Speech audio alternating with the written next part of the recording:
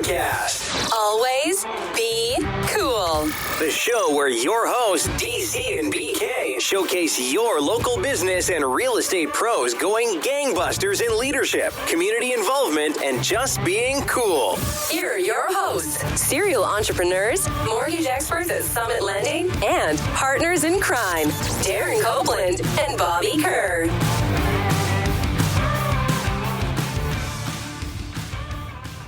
All right, everybody, it's the Always Be Cool podcast, hanging out at Boulevardia 2023 with your hosts, Bobby Kerr, Darren Copeland. What's up, everyone? We've got a really cool guest that personally I'm very excited about. I know DC is too, but we have Miss Rhonda Lynn with the Midwest Music Foundation. Take it away, DC. All right, everyone, here we go. She is the Executive Director of Midwest Music Foundation. Their goal is to unite and empower the Kansas City music community by providing healthcare assistance, education, and career development. She's been involved since 2008. She's now firmly entrenched in the charity's day-to-day activities.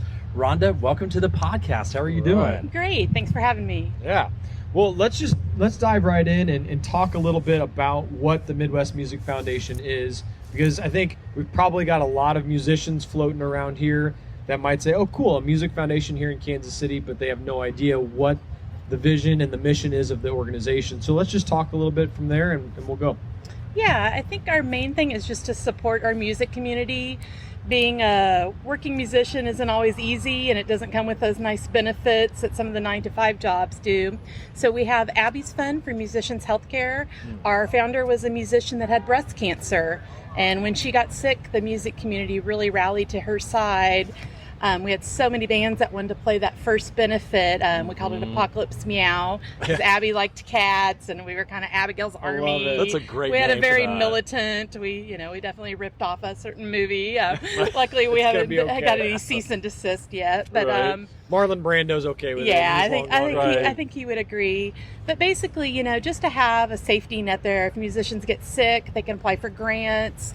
We've also started partnering with some local healthcare providers to do preventative care, which a lot of young musicians, I don't need to go to the doctor until Right, it's absolutely. too late. So we do custom earplugs, mammograms, colon cancer screening. We recently partnered with the dental college here in town, which is great. They provide really affordable dental care. And then, mental health is huge. Yeah, I want you to talk about that because that's something that's not quite as advertised when people think about health support. There's always kind of been a stigma around it, but we feel that mental health is just as important as your physical health. And, so we offer grants for counseling because it's so important, especially during COVID. We had, basically all the musicians in town were basically unemployed, told they were non-essential, a loss of identity for a lot of them. They just didn't know what to do. So we also, in addition to the mental health grants, we started offering COVID relief grants. And they were just $250, but when you're not having any money come in, and they could apply up to 3 times for those. So that really kind of helped them until they could figure out a way to, a lot of them started doing the live streams, and everybody. I remember those. Everybody, we didn't have any events. Everybody had to learn how to pivot or figure out a side hustle. So Right. I almost forgot about that. Bobby did I a did couple of some them. live stream stuff. Yeah. I remember I'd have my phone and my 2 computers. I'd be watching 3 at a time there for a while. right, And it was kind of a neat way too, because you could go to shows that you wouldn't be able to, like I'd be watching my friend from New York perform. Right. So- Well, and one thing I wanted to touch base on before we forget, because we want to honor her legacy with Abigail Henderson, right? So would you take a minute or two and just kind of tell the backstory, what happened and what led to this organization? Yeah, Abigail was diagnosed with inflammatory breast cancer, which is a really aggressive form of breast cancer in 2008. And that's what we did the first benefit for her. And she'd already wanted to start something like this. She'd been down in New Orleans on tour and had a hernia. And she went to the musicians clinic there and literally just showed them a CD and got health care. Right. Which is cool that first of all, that there's a place to do that, especially we're talking 15 years ago. Yeah.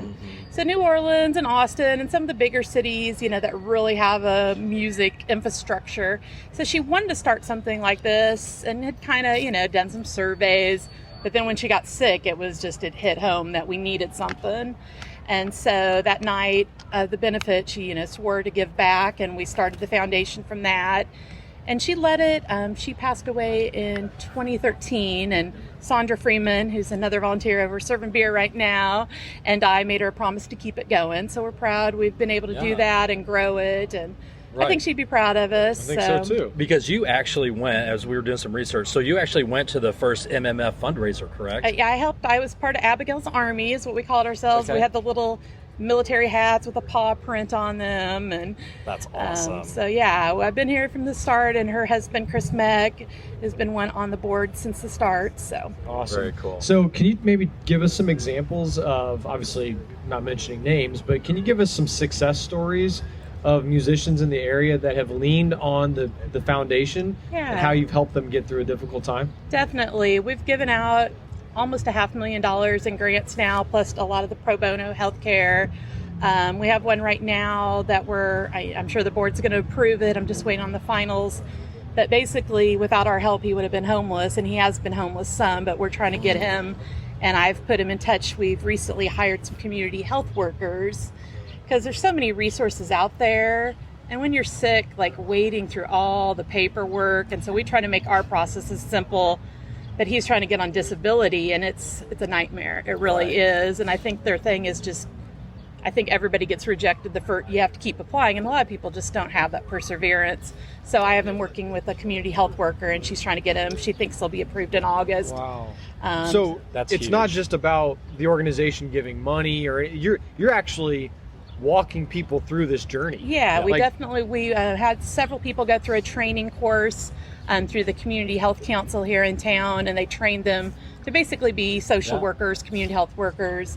So, if someone has needs, our grants aren't huge. They're kind of a Band-Aid, and then just try to find them other resources, try to get them on Medicaid, which, and again, it's, Kansas and Missouri have not been the most, Missouri did a little better than Kansas, but they're both, they make it hard, and It's a little archaic. Yeah. Right. it is. It really is. And a lot of people just don't even understand the application process. It's very confusing. Well, and the thing that I like what you said, Rhonda, is it's almost like these people are advocates for these people who are sick, right? Yeah. Because the last thing you want to do is when you're not feeling well, the last thing you want to do is go through all this paperwork and get turned down. You're just going to give up, right? Oh, yeah. But by you guys providing that advocate to help walk them through that process, that's amazing. Yeah. A lot of people don't even know you get rejected. You wouldn't even think, oh, I can apply again.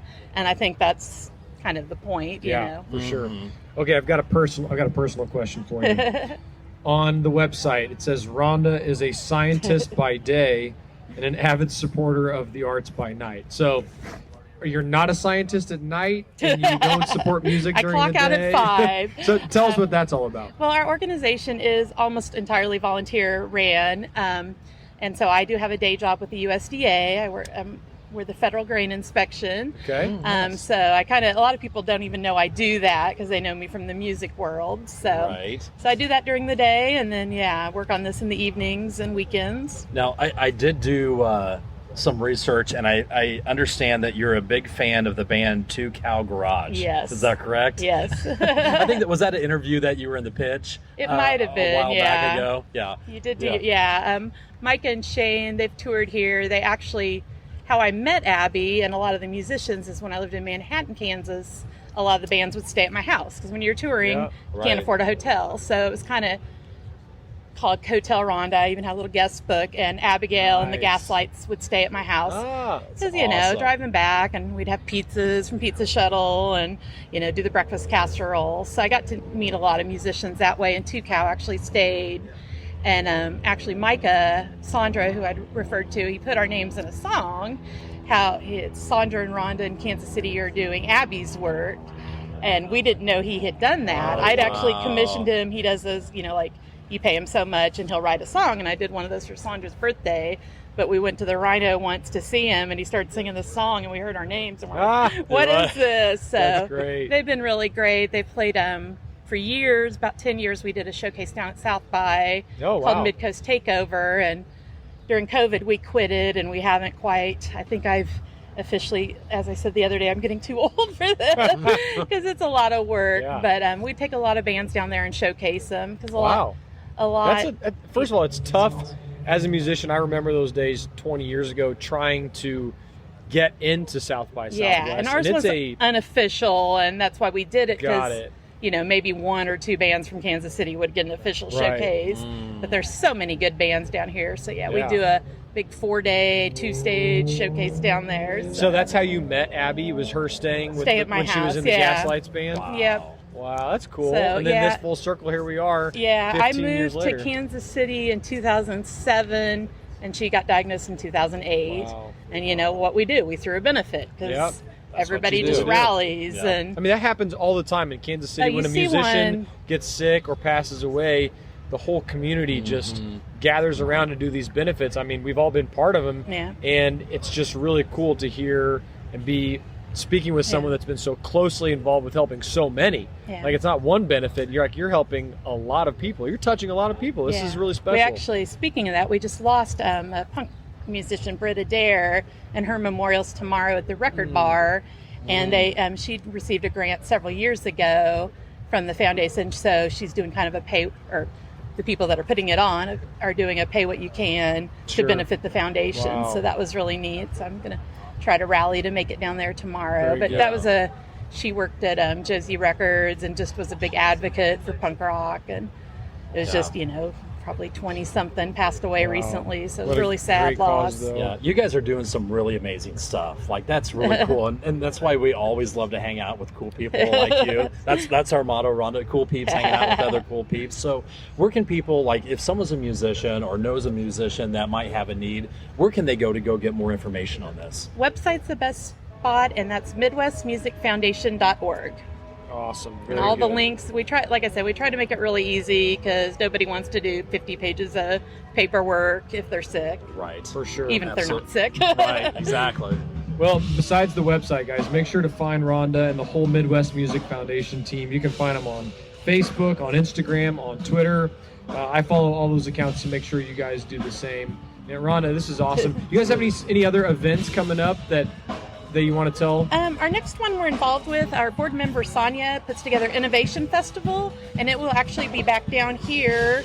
A very similar kind of event, just smaller than Boulevardia, and they do beats, beer, and biologic. It's basically they have a scientific conference, music, and a beer festival all kind of put into one. That's cool. And when is that? That's August 3rd through 5th, and the music part's on the 5th, and I think they're getting ready to announce the lineup like on Monday. Cool. So And that's like when you say here, like it's here in yeah. Washington Square Park area? Crown Center again. Very so. cool. Very good. All right, guys. Well, make sure to check that out August 3rd through 5th in Kansas City near Crown Center.